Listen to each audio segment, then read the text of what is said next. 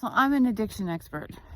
I was born to do what I do, which is teach how fucked up we have come around the idea of addiction and the way we're describing it and defining it and raising our kids to believe bullshit. So here's the thing. I was born into white collar addiction, alcoholism and prescription drugs. I developed my own, but not because I was following in someone's footsteps, but because I never felt comfortable in my own head. I never felt like I belonged. I had this big story about myself, and now I understand it, but that's not why I'm doing this video right now. So I developed my own, and then I enabled it. I became a dealer. So now I was enabling addiction. Eventually, I just was very curious. Why was this happening? You know, there was always this piece to me because there was such a narrative around, well, poor education, low income, not religious background, you know, non-Christian, all of this stuff. And I couldn't understand where this was coming from because none of that described me. So I was using drugs. I got involved in eating disorders.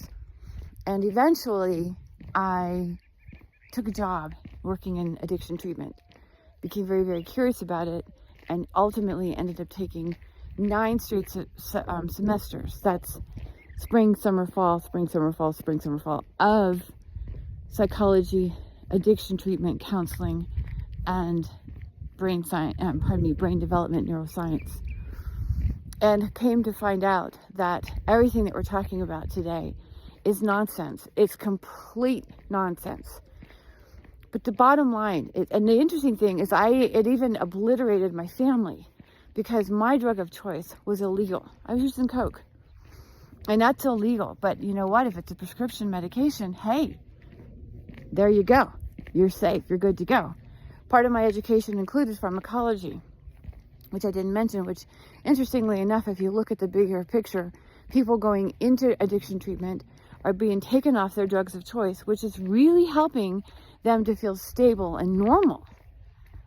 And we'll say more about that in a minute. But the bottom line is that it's all drug dealing, because what's happening, people are going into addiction treatment and they're being taken off their drugs of choice and being placed on what? Prescription medications that they have to live on for the rest of their life because they're told that they're sick and that they need help.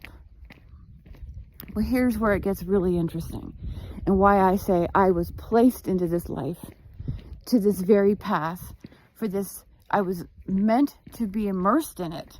I was meant to live it so that I could deliver this. And that is, besides saying that it's all bullshit, is this. The area of the brain that we have identified that is addiction. In this brain structure, it's altered. It is now diseased, and this determines addiction. Well, that's just a really lame way of saying we lack ease, because dis-ease is lack of ease. But here's where it gets really interesting. This reward pathway technically is known as the dopaminergic mesolimbic pathway. Now, that said, neuroscience has gone on to define its function, which is the appetitive state. And the appetitive state is the area of the brain. It's a process that moves a person to seek life-supporting activities to avoid harm. Now, that is written in the scientific literature, just like that.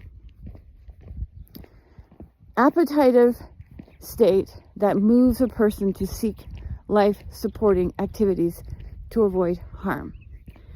This means, this is also recognized because they call it the reward pathway. The reward center is the area of feeling good. So the bottom line to this is that we are wired to feel good, and which is how we survive.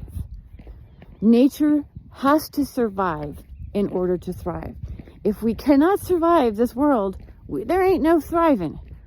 Now, people will go, well, you know what? Cocaine isn't exactly very life-supporting. It's not a healthy choice. But we have to be very careful about how we twist the phrase life supporting. Because life supporting simply means surviving. That's why this is your survival mechanism. It is how you survive.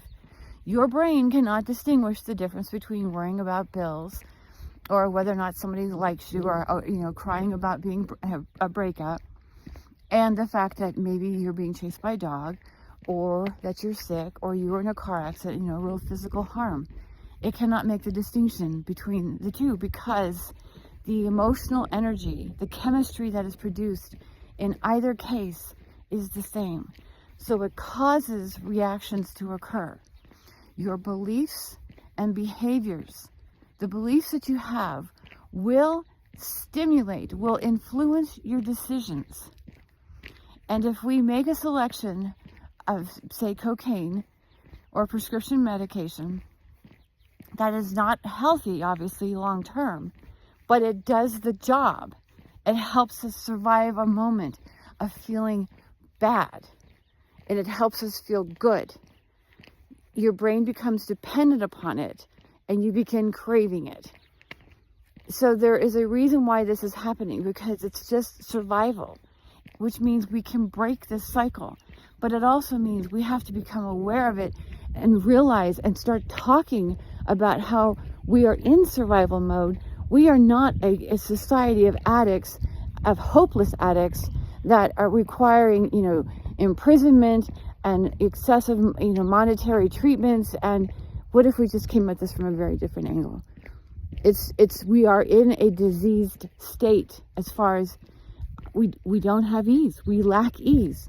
We do not have an addiction problem. We have an ease problem. We do not have high blood pressure problems. We have an ease problem. It's all the same thing. So it's time to set the narrative in a new direction, because we're not being honest about what's really going on in the human brain and what's actually happening in the human body, and ultimately what's going on in the world around.